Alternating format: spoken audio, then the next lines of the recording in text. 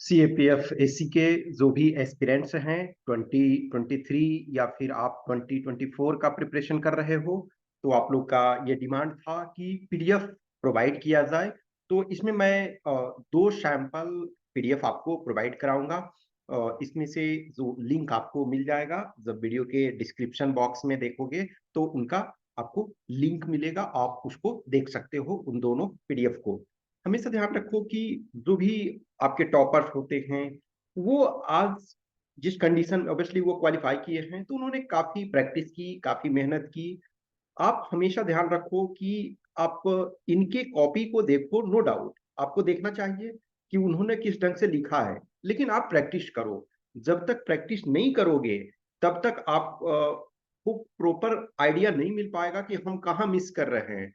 In fact जैसे एक best example, आप कितनी भी साइकिल चलाने की, बाइसिकल का वीडियो देखो, उसके जो भी है आप बुक्स पढ़ो, लेकिन जब तक आप पैडल नहीं मारोगे, जब तक आप उस पर बैठोगे नहीं, तब तक आप प्रॉपर नहीं सीख सकते हो। सेम सिचुएशन यहाँ है। आप लिखने की कोशिश करो, प्रॉब्लम्स होंगे, गलतियां होगी, कोई दिक्कत नहीं है। इनफैक्ट सबसे पहली बात होती है कि टॉपिक को समझना सबसे इंपॉर्टेंट एस्पेक्ट्स है किसी भी चीज के। टॉपिक को समझना, कि जब आप टॉपिक को समझते हो, जब आप टॉपिक को कंप्रीहेंड कर पाते हो, जब टॉपिक को आप डिकोड कर पाते हो, तब आपको पता चलता है कि एक्चुअल में इसमें लिखना क्या है। तो वंस आप जब लिखते हो, जब आप उसमें से प्रेजेंट करते हो, तब पता चलता है। इनफैक्ट बहुत सारे कैंडिडेट्स ऐसे हैं जो सेलेक्ट हो चुके हैं, कुछ ऐसे हैं जो सेल्फ इवेल्युएशन कर सकते हैं। सेल्फ इवेल्युएशन करना ऑब्वियसली है सबसे अच्छी बात है। यदि आप खुद लिख रहे हो और आपको खुद पता चल रहा है कि कहाँ हम मिस्टेक्स कर रहे हैं, वो एक अच्छी कंडीशन है। लेकिन यदि आप उस कंडीशन में नहीं हो और आप ये चाहते हो, तो कहीं भी जहां भी संभव हो आप टेस्ट लिखो। फॉर एग्जाम्पल ऑब्वियसली ये जो टेस्ट के जो कॉपी मैं दे रहा हूँ, जो टॉपर्स के जो सिलेक्टेड हैं, तो वो टेस्ट कभी लिखे तभी तो ये प्रेजेंट कर रहा हूँ। यदि नहीं लिखेंगे तो कहाँ से प्रेजेंट करूंगा? तो आप लिखोगे तब आपको पता चलेगा।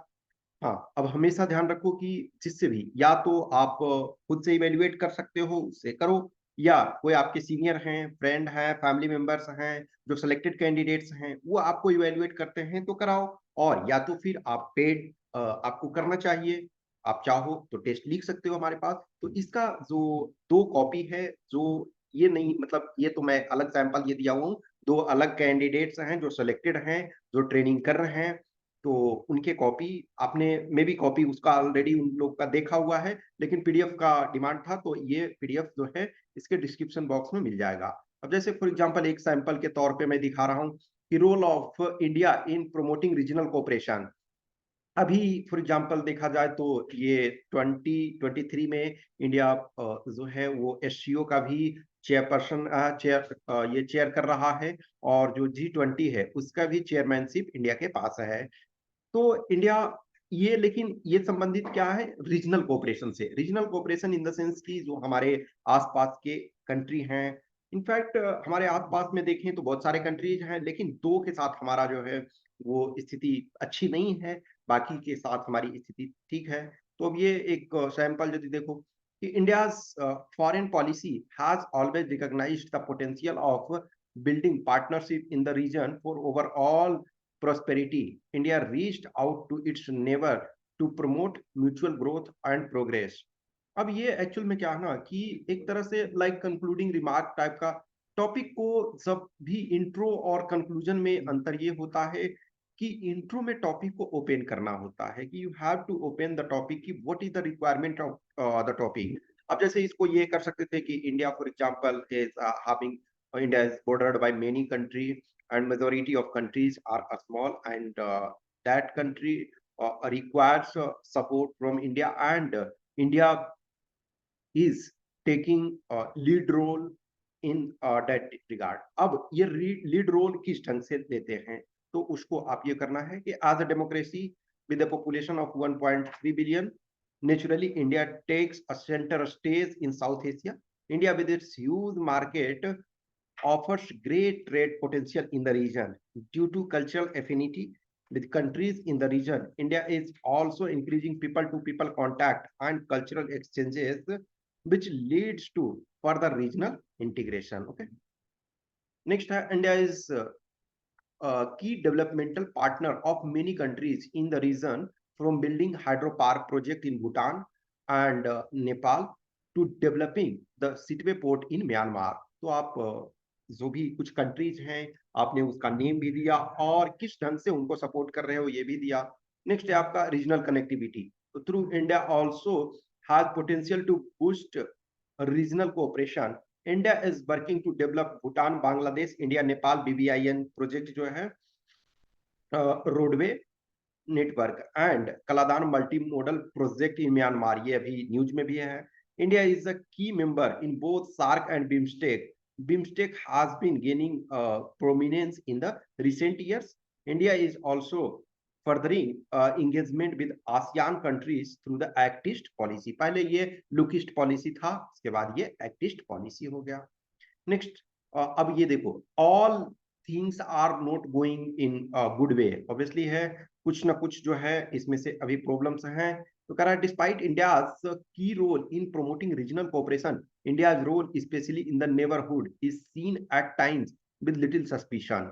There is a trust deficit in the region which obstructs full cooperation on the above mentioned issues. So mentioned issues हैं। According to a World Bank report titled Glass Half Full, intra-regional trade in South Asia is only 5% of the total trade in the region. Moreover, delays in completion of projects also hampers progress.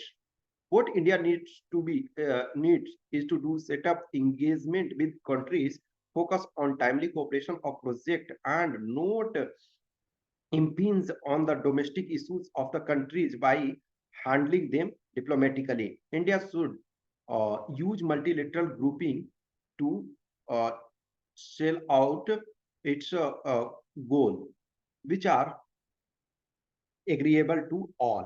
ठीक है, तो ये actually देखा जाए तो one of the ठीक है, means ये मैंने इसमें इनका 12 मार्क्स दिया है टोटल। ऑब्वियसली इनका 113 मार्क्स पेपर 2 में आया था, तो 100 प्लस जिनका भी है वो बहुत अच्छा है। तो एक इनकी कॉपी एक और दूसरे स्टूडेंट हैं, दूसरे एस्पिरेंट थे, तो वो टेस्ट जब लिख रहे थे ऑब्वियसली वो सेलेक्ट हो गए। और ये दोनों कैंडिडेट जो हैं 2020 में सेलेक्ट हुए, और 2 कैंडिडेट का जिनका मैं आपको कॉपी प्रोवाइड करा रहा हूँ तो वो 2020 में सेलेक्ट हुए, लेकिन 2021 में भी इनका रिटन क्वालिफाई था। क्योंकि हमेशा आप ध्यान रखो कि जब तक आप फाइनल लिस्ट में अपना नाम नहीं देख लेते हो तब तक आपको कंटिन्यू वर्क करते रहना चाहिए। यही एक अच्छी स्ट्रेटजी है। लॉट ऑफ कैंडिडेट होते हैं वंस रिटन क्वालिफाई कर जाते हैं तो सोचते हैं अब तो मैं फाइनल सेलेक्ट हो ही गया, और बहुत सारे कैंडिडेट इस कारण से उनका एक्स्ट्रा नुकसान हो जाता है। आप रिटन क्वालिफाई हो, फिजिकल क्वालिफाई हो, मेडिकल क्वालिफाई हो, इंटरव्यू में गए, इट डजंट गारंटी ना कि आप फाइनल सेलेक्ट हो जाओगे। आपको तब तक लगे हुए रहना चाहिए जब तक कि आप फाइनली सेलेक्ट नहीं हो जाते हो। तो इनका 113 आया पेपर 2 में। ऑब्वियसली इंटरव्यू में इन्हें कम मार्क्स मिला, और पेपर 1 में भी थोड़ा और ज्यादा लाना था। दूसरे कैंडिडेट का पेपर 1 में बहुत अच्छा था, लेकिन उनको भी इंटरव्यू में थोड़ा कम मार्क्स मिला था। Anyway select at the end of the day आप सेलेक्ट हैं, दैट्स गुड। ठीक है, तो जो दोनों कॉपियां हैं वो आपको मिल जाएगा, और ये इसके डिस्क्रिप्शन बॉक्स में, इस वीडियो के डिस्क्रिप्शन बॉक्स में कुछ भी क्वेश्चंस क्यूरी डाउट्स होता है, या आप टेस्ट लिखना चाहते हैं, आपको लगता है कि इस टेस्ट लिखने से फायदा कुछ हो सकता है, कुछ हमारा मार्क्स बढ़ सकता है, तो आपको जरूर लिखना चाहिए। And for any doubts questions query आप कमेंट बॉक्स में कमेंट कर सकते हैं, या फिर इस व्हाट्सएप नंबर 8527146498 या टेलीग्राम नंबर 7404909669 पे मैसेज कर सकते हैं। आप मैसेज करें, ऑब्वियसली है उसका रिप्लाई मैं करता हूँ। Okay, thank you.